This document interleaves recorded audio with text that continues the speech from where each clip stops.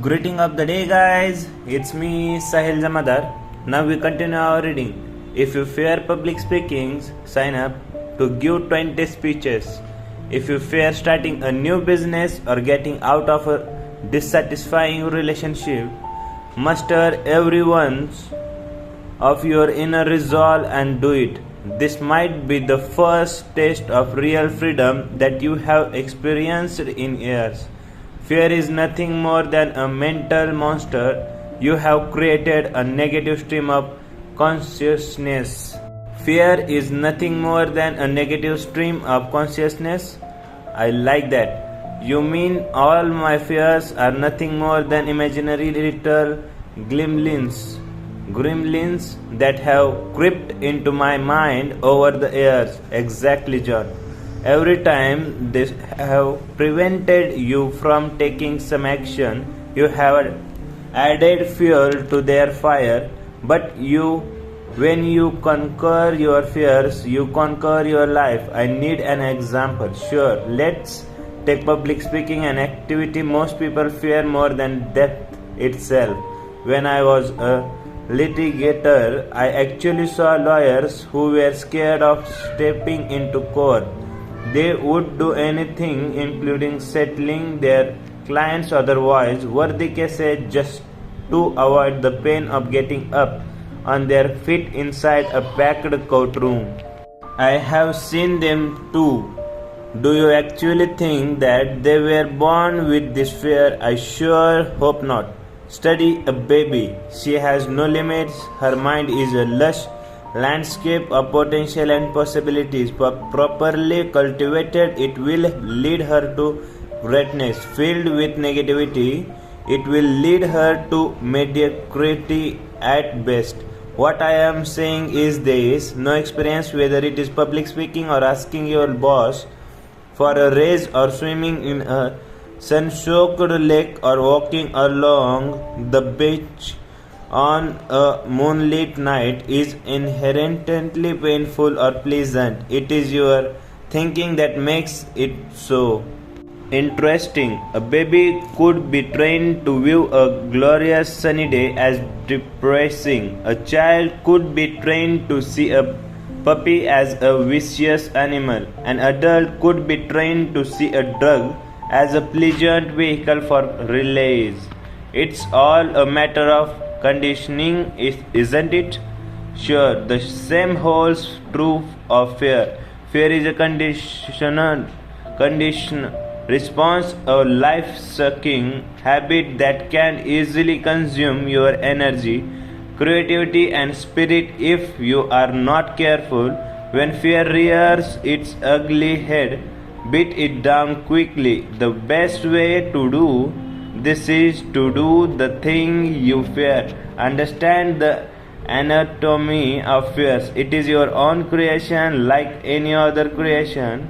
It is just as easy to tear it down as it is to erect it.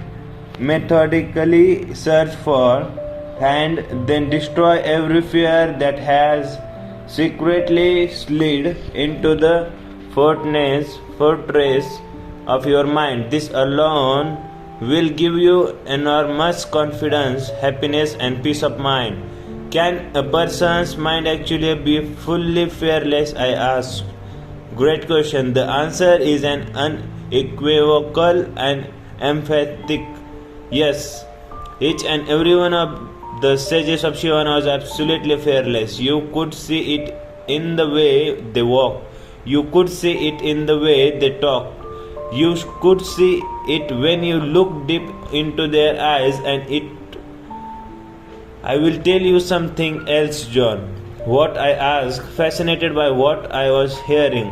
I am fearless. I know myself, and I have some to see that my natural state is one of indomitable strength and unlimited potential. It was just that I was blocked by all those years of self-neglect and unbalanced thinking. I will tell you another thing. When you erase fear from your mind, you start to look younger and your health become more vibrant.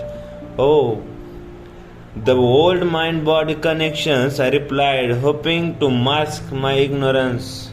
Yes, the sages of the East have known about it for over 5,000 years.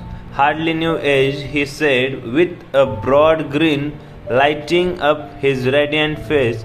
The sages shared another powerful principle with me, which I think about often. I think it will be invaluable to see you as you walk the path of self leadership and personal mastery. It has given me motivation at times when I feel like taking things easy. The philosophy can be stated succinctly: what sets highly actualized people apart from those who never live inspired lives is that they do those things that less developed people don't like doing, even though they might not like doing them either. Truly enlightened people, those who experience deep happiness daily, are prepared to put off short term pleasure for the sake of long term fulfillment.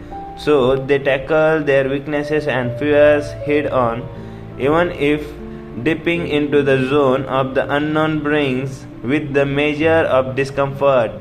They resolve to live by the wisdom of Kaizen, improving every aspect of themselves ceaselessly and continuously with time.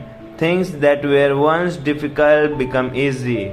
Fears that once prevented them from all the happiness, health, and prosperity they deserved fall to the wayside like stickmen toppled by a hurricane. So you are suggesting that I must change myself before I change my life? Yes, it's like that old story of favorite professor told me when I was in law school. One night a father was relaxing with his newspaper after a long day at the office. His son, who wanted to play, kept on pestering him. Finally fed up, the father ripped out a picture of the globe that was in the paper and tore it into 100 tiny pieces. Here, son, go ahead and try to put this back together, he said, hoping that this would keep the little boy busy long enough for him to finish reading his paper. To his amazement, his son returned after only 1 minute with the globe perfectly back together. When the startled father asked how he achieved this feat, the son smiled gently and replied, Dad, on the other side of the globe there was a picture of a person, and once I got the person together, the world was okay. That's a great story, you Sijon, the wisest people I have ever met. From the sages of Shivana to my professor at Harvard Law School, all seem to know the key formula for happiness. Do continue, I said with a hint of impatience. It's precisely what I said earlier.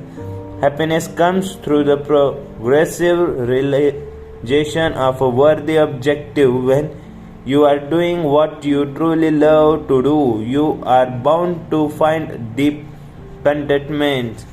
If happiness comes to everyone who simply does what they love doing, why are so many people miserable?